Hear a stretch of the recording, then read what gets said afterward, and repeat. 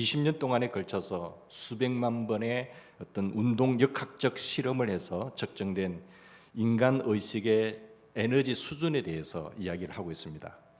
인간 의식의 에너지 수준에 따라서요, 사람들의 반응과 삶이 완전히 달라집니다.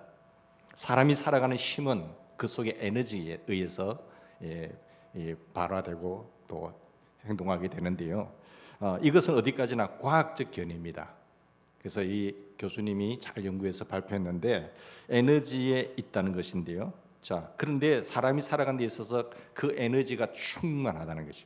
동양적으로 말하면 기가 있다는 거예요. 기가 세다. 생명력이 있다.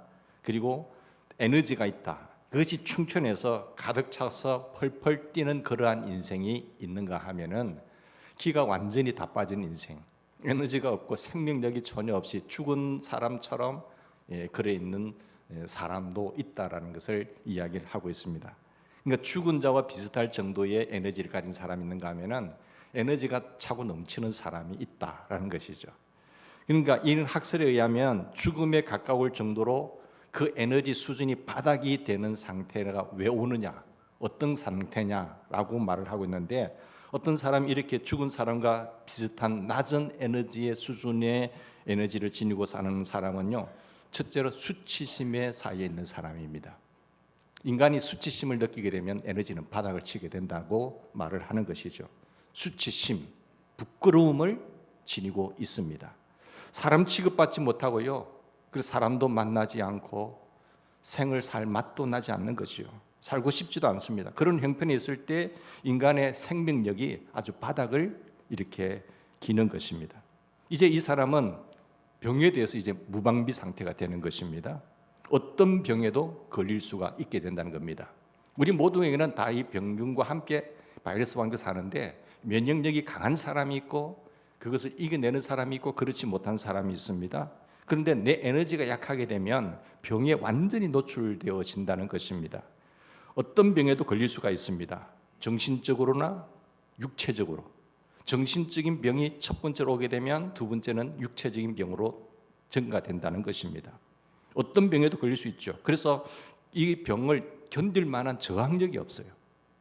정신적인 충격과 육체적인 충격 앞에서 무너지게 된다는 것입니다. 그런 초라한 인간이 되더라는 것이죠. 그런 거로 가장 사람을 나약하게 만드는 것이 수치심입니다.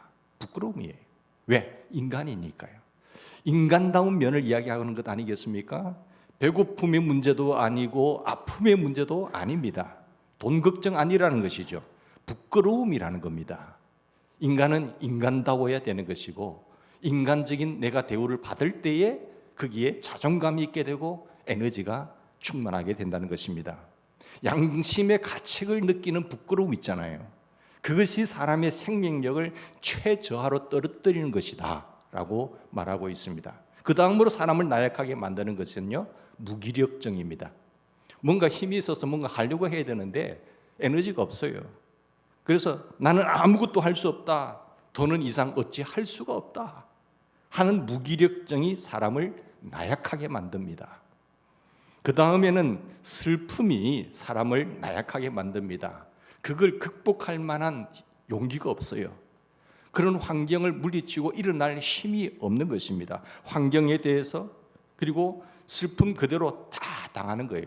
여러분, 슬픔 없는 사람이 어디 있습니까? 내 삶에 내가 예상했던 대로, 기대했던 대로 안 될 때에 어떤 고통스러운 일을 만날 때 사람은 슬픔을 당하는 것이 당연하지 않습니까? 그런데 그 슬픔을 이겨낼 힘이 없다. 자, 그 다음으로는요, 두려움입니다. 환경에 대해서 환경을 억하지 못하고 환경을 지배할 능력을 잃어버려서 환경에 대하여 이제 두려움까지 느끼는 거예요. 똑같은 환경 속에 살지만 두려움에 빠져서 좌절하는 사람이 있는가 하면은 그 환경을 극복해내는 사람이 있습니다. 여러분, 이럴 때 두려움이 내게 응습할 때 사람의 정신력이 약해져 버려요. 그 환경을 뛰어넘을 만한 정신력이 없습니다. 그리고 문제는 이분이 내린 결론은 뭔가 하면 이러할 때 스스로 구원하지 못한다는 거예요. 자, 이런 여러 가지 내 에너지가 약해질 때 스스로 일어나면 좋겠는데 스스로 일어날 에너지가 없고 극복할 힘이 없는 것입니다. 이렇게 에너지 지수가 아주 땅에 떨어졌을 때 스스로 일어날 수 없는 힘, 결국은 그 누군가가 타의 에너지가 들어와서 그걸 이렇게 세워야 되는데, 그것을 이겨내야 되는데 공급되지 않는다는 것이죠. 밖으로부터 객관적으로 신선한 에너지가 공급되어야만이 그 죽음에서, 그 고통의 현장에서, 그 처지에서 다시 일어설 수가 있습니다. 소생할 수가 있습니다. 소성이 될 수가 있는 것이죠. 그게 이 책의 결론입니다. 자, 미국 사회심리학자인 올부터라는 분이 그의 책에서 말하고 있습니다. 미국의 남자 대학생과 여자 대학생을 앙케이트 조사했는데, 설문조사를 했는데, 남자 대학생 90%, 여자 대학생 91% 다 같이 정신적, 신체적 열등감을 가지고 있다는 것입니다. 최고의 강한 수준 있는 나라에서 대학생들이에요. 그런데 이들은 부족한 것도 없는 것 같지요. 그런데 거의 90%가, 그 대학생들이 다 자기의 어떤 열등감을 정신적으로나 신체적으로나 가지고 있다는 것입니다. 놀라운 이야기 아닙니까? 누구나 다 자기 나름의 컴플렉스를 가지고 있습니다. 야, 저 사람은 자신만만하네. 그렇지 않습니다. 저 가정은 참 행복해 보이네. 그렇지 않습니다. 조금만 더 깊이 들어가 보세요. 저마다 다 고통이 있어요. 어떤 집안을 보니까 야, 저 사람 돈도 있고 뭐 집에 물려받은 부모님 유산도 좀 있고 괜찮은 것 같아요. 그런데 아닙니까? 자녀의 문제가 또 있어요. 우리 같으면 저 사람 별 걱정 없겠다라고 생각했는데 아니더라고요. 우리가 보는 면하고 조금만 더 깊이 들어가 보면요, 다 컴플렉스가 있는 것입니다. 에너지가 수준 미달입니다. 깊이 생각할 일 아니겠습니까? 여러분, 열등감 없는 사람 없습니다. 문제는 열등감을 어떻게 극복하느냐가 중요한 것이지요. 여러분, 어떻게 넘어설 수 있겠습니까? 나에게 부족한 이 컴플렉스, 열등감이 없는 사람은 이 세상에 하나도 없습니다. 여러분, 그것을 알고 다시 출발할 것입니다. 용기를 내십시오. 일어나십시오. 여러분 아시는 대로 내 사전에는 불가능이 없다라고 외친, 온 세계를 향해서 큰 소리 쳤던 나폴레옹 보세요. 키가 얼마인 줄 아세요? 155예요. 우리보다 훨씬 작잖아요. 여기 있는 우리보다 훨씬 작은 그런 신체의 키, 뭘 할 수가 있겠습니까? 했지만 내 사전에는 불가능이 없다라고 외친 그런 사람 아닙니까? 중국의 등소평, 14억 2천만 되는 이런 중국을 오늘 일으킨 그 사람, 등소평 보세요. 고작 키 이야기해서 죄송합니다만 150cm밖에 안 돼요. 나폴레옹보다 더 작다니까요. 예? 그런데 전 세계 지도자가 되잖아요. 그에 얽힌 재미있는 이야기가 있습니다만은, 한 번은 모택동이 이 중국 공산당 정책위원회를 모으고 아주 중요한 결의를 하게 될 때에, 이 모든 일이 중요하기 때문에 우리가 다 찬성을 표할 때 그 자리에서 기립합시다, 이렇게 표를 하고, 자, 중요한 결정을 내리고 이제 찬성을 표하는 사람이 일어섰습니다. 그런데 모택동이 좀 석연치 않게 자꾸 이렇게 살펴보는 거예요.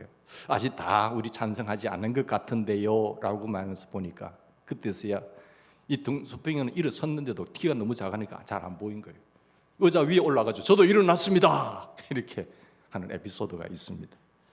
만약에 등소평 씨가 키가 작다라고 하는 이 컴플렉스에서 헤어나지 못하고 살았다고 한다면 그는 영영 구제불능의 초라한 인생으로 마감했을 것입니다. 여러분, 에디슨 같은 발명왕도 얼마나 우둔하고 머리가 나빴는지요. 성적이 안 돼서 태양 먹은 사람, 에디슨밖에 더 있을까요? 그것도 초등학교 때. 초등학생 여러분, 태학을 맞았다, 공부 못한다고 태학 맞았다는 이야기 들어보셨나요? 거의 없어요. 근데 에디슨이 얼마나 머리가 나빠서 공부를 못했는가 하면, 초등학교에서 태학 맞을 정도의 아둔한 아이였습니다. 그런데 그가 개발한 것이 1000가지가 넘잖아요. 발명왕 에디슨. 성경에 나타나는 인물 가운데도 보면 바울을 보십시다. 자신을 괴롭히는 콤플렉스가 있다고 했습니다. 육체의 가시, 사단의 사자가 내 몸에 있다라고 말을 했습니다. 그는 누누이 말씀합니다. 자신을 컴플렉스에 빠뜨리는 그 something, 그 무언가 있는데 그것은 알 수 없지만 깊이 해석학자들도 그것이 정확하게 무엇이라고 말은 할 수는 없지만 수수께끼로 남아있습니다. 이러한 컴플렉스가 있음에도 불구하고 그는 위대한 하나님의 사람으로 역사합니다. 여러분, 한 분 한 분 나 자신을 돌이켜 보십시다. 주변의 사람들을 한번 살펴보십시오. 저마다 나름대로의 약점이 있습니다. 컴플렉스가 있습니다. 열등의식도 있을 것입니다. 나 이것이 약점이요, 나의 컴플렉스는 이거요라고 말은 안 해서 그렇지요, 보면 다 알지 않습니까? 그러나 그것을 얼마나 깨끗하게 극복하고 불식하느냐에 따라서 여러분의 인생이 좌우되는 겁니다. 컴플렉스에 대해서 좀 더 연구해 보았더니 재미있는 것이 많습니다. 맨 컴플렉스 있습니다. 남자 컴플렉스지요. 남자라고 한다면 이 정도는 돼야지, 짱짱해야지, 실력도 있어야지, 그리고 지위도 좀 가져야 되고, 용기도 있어야 되고, 잘난 척도 좀 해야 되고, 권위도 있어야겠고, 뭐 남자가 뭐 일하면서 하면 있어야 되는 거 있잖아요. 그것이 없을 때에 컴플렉스가 있다는 말이에요. 그런가 하면 우먼 컴플렉스 있습니다. 여자 컴플렉스예요. 여자들은 뭐 다들 뭐 그냥 하는 게 뭐 예뻐야 된다느니, 어떤 센스가 있어야 된다느니, 그런 게 있잖아요. 그리고 나름대로 생각하는 매력이 있어야 된다는 있는데, 자기 나름대로의 기준이 있는데 거울을 볼 때마다 그것이 안 될 때에 컴플렉스가 있단 말이에요. 그게 우먼 컴플렉스인 거예요. 디오게네스 컴플렉스라는 것도 있습니다. 헬라의 철학자 디오게네스가, 이 불린 사람이 통 하나를 집으로 살고 이리저리 움직이면서 살았다는 거예요. 잠을 잘 때면 그 통 안에 속 들어가서 잠을 자고, 또 옮기고 싶으면 통을 옮겨서 거기서 생활하게 되고, 이런 삶을 살았던 디오게네스가 하루는 알렉산더 대왕이 디오게네스를 찾아왔어요. 야, 세상에 이런 사람이 있다는 거예요. 그러면서 디오게네스를 알렉산더 보고, 야, 이 사람아, 당신이 원하는 게 참 부럽네. 원하는 게 뭐냐? 당신이 원하는 게 있으면 내가 다 해줄 테니까 한번 말해보라고 이야기를 하는 것입니다. 소원이 뭐냐 물은 거예요. 저희가도 소원이 있습니다. 디오게네스가 알렉산더 대왕에게 이야기합니다. 그 소원은 뭐냐 물으니까, 지금 햇빛 가리지 않도록 저리 좀 비켜주십시오. 여러분, 대왕이 무슨 컴플렉스가 있겠어요? 대왕은 다 가졌지 않겠습니까? 그런데 뭐 부족한 것이 있겠어요? 그런데 이 한 통에 머물고 있는 이 디오게네스를 찾아와서 부러워하면서 소원을 말하라고 하는 거예요. 여러분, 대왕에게도 컴플렉스가 있습니다. 그래서 디오게네스 컴플렉스라는 거죠. 여러분, 왜 만족지 못하십니까? 이렇게 넉넉하게 살면서 왜 죽느니 사느니 합니까? 그것이 바로 디오게네스 컴플렉스예요. 관점에 따라서 내가 만족할 수도 있고 감사할 수도 있고 은혜 충만할 수도 있는데, 어떠한 시선과 관점과 안목을 가지느냐에 따라서 불평이 될 수 있고 컴플렉스가 될 수 있단 말입니다. 요사이 와서는 디지털 컴플렉스도 있습니다. 젊은이들 보면 핸드폰 갖고 다 하는데, 나한테 이러는 건데 이거 어떻게 작동해? 시대를 못 따라가겠다는 거예요. 그래서 그게 디지털 컴플렉스라는 겁니다. 척척척 하면 세계를 움직여야 되는데 이걸 다룰 수가 없다는 거예요. 아무리 좋은 기능이 나온다고 하더라도 너무 복잡하다는 것이, 결국 한다고 휴대폰 들어봐야 전화하고 문자 받는 게 못하는 거예요. 여기 모든 게 다 들어있거든요. 사랑하는 여러분, 그게 디지털 컴플렉스예요. 벤처 컴플렉스도 있습니다.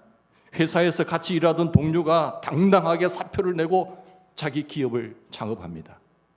이게 벤처. 근데 나는 뭐냐? 저 친구는 저렇게 벤처 기업에서 성공하고 있는데 나는 뭐냐는 거죠. 그걸 보니까 부럽기 거지없는데 내가 그걸 할 수 없으니까 컴플렉스에 사로잡히는 것 아니겠습니까? 그래서 유명한 말이 있습니다. 벤처 창업에서 성공하면 벤처 타고, 실패하면 벤치에 앉는다. 실패해서 공원에 가서 쭈그리고 벤치에 앉아서 쭈그리고 있다는 것 아니겠습니까? 어쨌든 누구에게나 컴플렉스는 있습니다. 문제는 이것을 어떻게 극복하느냐는 거예요. 모든 컴플렉스는 불신앙입니다. 신앙의 문제입니다. 하나님은 그렇게 말씀하십니다. 신앙에서 떠나게 될 때에 그 컴플렉스, 그 열등감을 이겨낼 수가 없습니다. 피조물의 위치를 알아야 됩니다. 내 위치를 알 뿐만 아니라 내게 주어진 은사를 알아야 됩니다. 여러분, 다 똑같이 하나님이 짓지는 않았거든요. 똑같은 은사를 사람들에게, 피조물에게 주어진 일이 아니거든요. 자기 기준을 어디에 두고 있는지, 내 기준은 무엇인지 하나님께서 내게 주신 그것으로 만족해야 됩니다. 여러분, 다 주연이 될 수 있나요? 연극과 영화에 보면은 주연이 있습니다. 그런가 하면은 조연도 중요하잖아요. 이 주연과 조연이 잘 어우러져야 훌륭한 영화가 되는 거지. 스토리가 이어져 가지 않습니까? 그런데 다 주연이 되겠다고 한다면은 그거 아니 되거든요. 내가 조연으로서 해야 될 일이 무엇인지, 역사의 주역이 될 수 있는지 조연으로 만족하셔야 됩니다. 주연만 잘난 것이 아니라 조연도 훌륭합니다. 구석에서 그저 비를 쓸고 있는 조연, 그것이 누구든지, 그것이 무엇이든지, 어떠한 기능이든지 내게 맡겨진 조연력을 잘 감당하면 그 사람이 빛나는 거죠. 주연 넘보지 맙시다. 그것에서 콤플렉스에 빠지는 것입니다. 하나님께서 내게 주신 뜻이 무엇이든지 하나님께는 다 필요합니다. 하나님의 어떤 역사를 움직여 나가는 데서 한 사람이 빠지게 되면 거기에서부터는 불편하게 되는 거죠. 내가 하나님께 필요합니다. 하나님께서 나를 통해서 역사하십니다라고 하는 이 강한 신념, 이 믿음이 있어야 됩니다. 작은 사람은 작아서 좋고요, 큰 사람은 커서 좋아요. 똑똑한 사람은 똑똑해서 좋고, 어리석은 사람은 또한 어리석어서 좋습니다. 우리 모든 사람이 다 필요하도록, 적당하도록, 합당하도록, 충만하도록 하나님은 지으시고 이 세상에 보내셨습니다. 그리고 충분한 은사를 주셨습니다. 이것을 받아들일 때에 우리는 내게 주어진 모든 여건에 만족이라는 것이 있는 거예요. 이것을 하나님의 섭리와 창조의 주권을 건드리게 되고 오바되고 복종하지 못하게 되면 거기서부터 누구니 어떻고 나는 왜 이러느니 하면서 이렇게 불평 원망의 사람이 되는 것 아니겠습니까? 사랑하는 여러분, 다른 사람의 그것과 비교하지 맙시다. 큰 일하고 작은 일하고 높은 일하고 낮은 일하고 대수로운 일 아닙니다.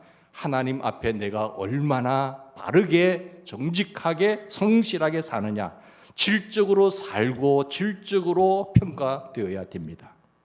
합동하여 선을 이루시는 하나님의 위대한 그 섭리를 바라봅시다. 그 하나님의 놀라우신 섭리를 바라보고 그 놀라운 경륜 속에 내가 있다라고 하는 이 자기 정체성, 내게 주신 은사를 바로 이해하고 그 은사를 따라가서 살 때에 비로소 모든 컴플렉스를 극복할 수가 있다는 것입니다. 제가 오늘 본문의 이 주인공을 이야기하면서 컴플렉스에 대해서 이야기를 했어요. 오늘 본문에 보면 사마리아 여자가 나옵니다. 이 사마리아 여자는요, 아주 모진 컴플렉스에 시달린 사람이에요. 이 사람은 사마리아 여인이라고 하는 열등의식에 사로잡힌 사람입니다. 자, 유대인이 아닙니다. 사마리아인입니다. 그것도 여자예요. 유대인들이 볼 때 사마리아인들은요, 개 같은 취급을 한 것입니다. 상종도 하지 않았습니다. 그런데 나는 왜 하필이면 사마리아에 태어나서 사마리아 여인으로 살아야 되느냐? 그거죠. 왜 나는 미국에 태어나면 좋은데 한국에 태어나서 왜 이럴까? 왜 나는 아프리카에 태어났을까? 운명이 태어날 때부터 달라지죠. 그런데 여인은요, 또 남자도 아니고 무시하는 여자였습니다. 유대 사람은 자기 우월감을 가지고 있는데 사마리아 사람들은 천하게 여깁니다. 아주 천한 여자지요. 그래서 사마리아인은 자기 자신이 천한 존재라는 사실을 이미 알고 있습니다. 그것이 오늘의 본문에 나타나는데, 자, 그리고 실패의 연속입니다. 패배의식이 있는 사람입니다. 오늘 성경에 나타난 수수께끼 같은 이야기를 봅시다. 주님이 말씀합니다. 네 남편을 불러오라. 자, 예수께서 말씀하시니까 여인이 뭐라고 말해요?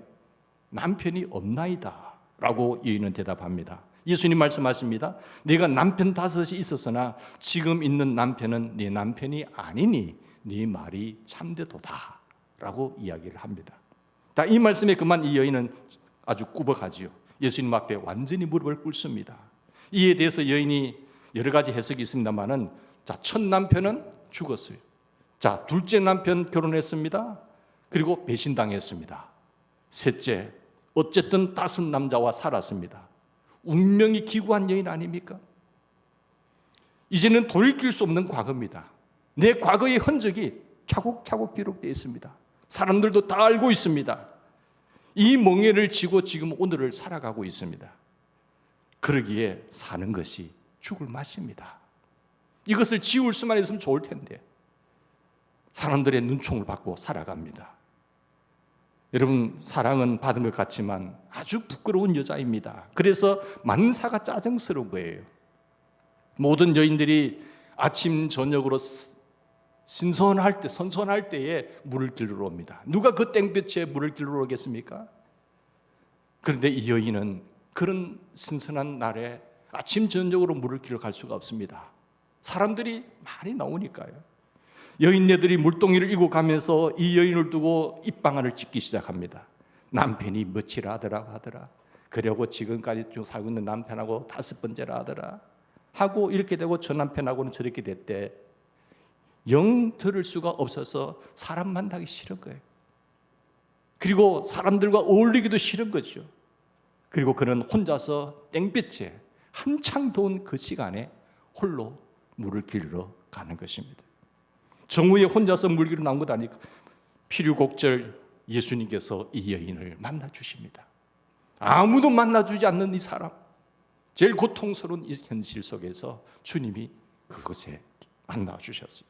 유대 남자가 되어서 예수님께서 물 좀 달라고 하니까 여인이 반발심으로 이렇게 말하는 거예요.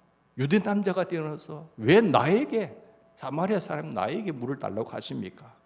참 인신도 야박하잖아요. 물 좀 달라고 하면 물 좀 동이가 있으니까 마십시오 하면 얼마나 좋습니까? 누가 건들면 탁 튀어나오는 거예요. 이 사람은 그만큼 컴플렉스에 지금 빠져 있습니다. 우물에서 물 한 그릇 떠드리는 게 뭐 그렇게 어렵다고 이걸 거절합니까? 그 정도로 그는 마음에 갈등이 있는 사람이요, 한이 있는 사람이요, 원한이 있는 여인입니다. 그뿐만 아니라 편견이 있습니다. 그래서 예수님께서 내가 네게 주는 물은 영원히 목마르지 않는다 하실 때 이 말씀도 못 받아들인 거예요. 대뜸 그런 물 주셔서 나를 목마르지 않게 해주십시오. 한번 해보세요. 나 이런 물 마셔보고 저런 물 마셔보고 이 남자 만나보고 이 남자 마음에 안 들어서 저 남자와 결혼해보고 함께 살아봤지만 이 물도 만족할 수 없고 저 물도 만족할 수 없고 내가 마시는 세상에 주는 물은 계속해서 나 목말랐단 말이에요. 당신 물 준다고요? 한번 그 물 주어서 나를 마시게 해보십시오 라고 반발하는 것 아니겠습니까? 이 여인 어지간해도 아둔한 여인인 것 같습니다. 이 사람이 근데 예수를 알아봅니다. 자, 그러다가 예수님의 대화 속에서 아니 예수께서 저를 만나 주시다. 그리고 그에게 말씀하십니다. 예수님께서 뭐라고 말씀하세요? 예배에 대해서 말씀하신 거예요. 예배. 이 산에서도 말고 예루살렘에서도 말고 지금 여기서 예배할 것이니라. 지금 여기서 하나님 앞에서 주님 앞에서 장수의 문제가 아니야. 주인을 바로 알아보고 전능하신 하나님을 바라볼 수 있다고 한다면 그것이 예배 자리야 라고 말을 하는 것이죠. 예수님과 만나는 순간에 예배하는 자의 경건한 감정을 가지고 그리고 그리스도를 만나는 체험 속에서 모든 문제가 다 해결되는 거예요. 야, 이 생수가 예수 그리스도구나. 그 이루 말할 수 없는 평강과 기쁨이 확 솟아나면서 29절 말씀, 이 여인이 동네방네 다니면서 소리 지르는 것을 한번 보십시오. 나의 행한 모든 것을 내게 말한 그분을 와서 보십시오. 그분은 그리스도십니다. 그분은 예수 그리스도십니다. 선지자십니다 라고 말하지 않습니까? 이 여인은 잠깐 예수님을 만난 것으로 인해서 사람이 확 바뀌는 것입니다. 여러분, 예수님을 만나면 삶이 새로워질 줄 믿습니다. 뭘 그렇게 방법이 중요한가요? 주님이 내 안에 들어오시고 영원하신 하나님이 내 안에 오시는 순간 모든 것이 끝입니다. 나는 죽고 예수로 사는 인생 속에는 그 사람이 머무는 곳에는 다 새로워진다는 거예요. 자, 자기가 지금 나가서 동네방네 떠드는 그 사람들이 누굽니까? 자기에 대해서 입방아 찍는 사람, 헐뜯는 사람, 비방하는 사람, 저인이 저렇다고 하는 그런 사람들에게 어떻게 찾아갈 수 있나요? 그런데 예수님을 만나니까 그냥 입이 열리는 거지. 맨 먼저 나를 만나주셨다. 저분이 나를 만나주셨다. 내 비밀을 다 아시는 분이다. 여러분 한번 와보십시오라고 이야기를 한 거죠. 그에게 마음을 열었습니다. 나의 모든 허물을 알고 나를 대해 주셨습니다. 그러므로 나는 이제 자유인입니다. 하나님이 나를 인정하고 받아주셨습니다. 죄사함 받은 기쁨, 그리고 선택받은 그 기쁨, 그리고 이제는 은혜 받은 자의 기쁨과 그 감격으로 충만하게 될 때에 모든 부끄러움과 모든 컴플렉스를 다 물리칩니다. 오늘 본문에 특별히 감격스러운 것은 뭡니까? 바로 물동이를 버려두고 동네로 들어가서 돌아다니면서 전도하였다는 사실이에요. 바로 그런 사람을 찾아간 것이죠. 자, 그리고 열심히 전도하는 그런 사람이 됐는데 예수님을 만나면서 그 마음에 생수가 터졌습니다. 야, 이것이 참 생수다. 이제 그가 나가서 다른 사람들에게 예수를 증거할 때에 거기 또 시원한 역사가 나타납니다. 여러분, 다른 거 주지 마세요. 그 뭐 주스 맛있다고 그 별 먹으면 안 됩니다. 잠깐의 입에 달콤함은 있겠지만 생수가 제일이라니까요. 생수는요, 마시면 마실수록 갈증이 해소가 됩니다. 그런데 다른 것은요, 갈증을 더 불러일으켜요. 생수가 속에서 솟아나서 많은 사람을 시원케 하더라. 이 결론이에요. 영국의 여류 소설가 엘리오트라고 하는 분 여러분 잘 아십니다만은 그는 이런 말을 합니다. 인간들은 5가지 감옥에 살고 있다. 첫째가 자기 사랑이라고 하는 감옥에 갇혀 있고요. 둘째는 근심이라고 하는 감옥에 갇혀 있습니다.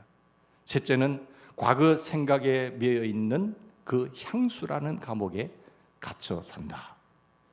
그리고 남의 일만 좋게 보려고 하는 선망의 감옥에 있고요. 그리고 마지막으로 증오와 시기의 감옥이 그들을 가두고 있다라고 말을 합니다. 누가 구원하겠습니까? 이 감옥에서 누가 나를 자유케 하겠습니까? 그리스도 안에 있는 나를 발견하고 바로 오직 예수, 주님만이 나를 구원하십니다. 그분만이 생수이십니다. 그분을 만날 때에, 그분이 내 안에서 살아 역사할 때에 세상이 줄 수 없는 그 평안함과 기쁨과 가람이 다 사라집니다. 참된 기쁨과 참된 소망이 마음속에 가득하는 것입니다. 사랑하는 여러분, 내가 받을 때에 내 자녀들에게, 다음 세대에게 흘러가게 되어 있습니다. 그러므로 내 삶의 증거는 내 자녀들이에요. 방법 테크닉으로 된다고요? 천만의 말씀. 사랑하는 여러분, 내가 주님을 만나셔야 됩니다. 내가 주님을 만나면 그 안에서 주는 그 물도 생수가 될 줄로 믿습니다. 그래서 우리는 나를 살리고 이 시대를 살리고 다음 세대를 살리고 교회를 살리는 놀라운 역사가 여러분이 평강으로 가득하고 가란 생수의 갈증이 없을 때에 가능하다는 사실을 오늘 말씀 통해서 기억합시다. 사랑하는 여러분, 우리의 생수는 예수 그리스도이십니다. 오직 생수, 영혼을 소성케 하는 예수 그리스도, 그것입니다. 저는 가끔 차를 몰고 장거리 여행을 할 때 다른 거 챙기지 않아요. 그냥 물입니다. 생수입니다. 잘 끓인 어떤 그 물, 생수. 끓여도 좋고 안 끓여도 좋고, 뭐 다른 거 주스 뭐 많은 거 맞춰봐야 안 되는 거예요. 커피는 졸음 때문에 한 잔 마시지만은 가면 또 화장실 가야 되고. 여러분, 생수가 최고입니다. 우리에게 다른 것, 세상이 좋다고 하는 여러 물이 있지만은 그거 해봐야 만족함이 없습니다. 오로지 예수님, 나를 구원하시고 나를 회복시키시고 나에게 영원한 복을 주시고 영원한 하나를 예비하신 그분과 함께 살다가, 그분과 동행하시다가 영원한 천국에서 영생 지복하는 우리 주인공 되기를 주 이름으로 축원합니다. 같이 기도하십시다.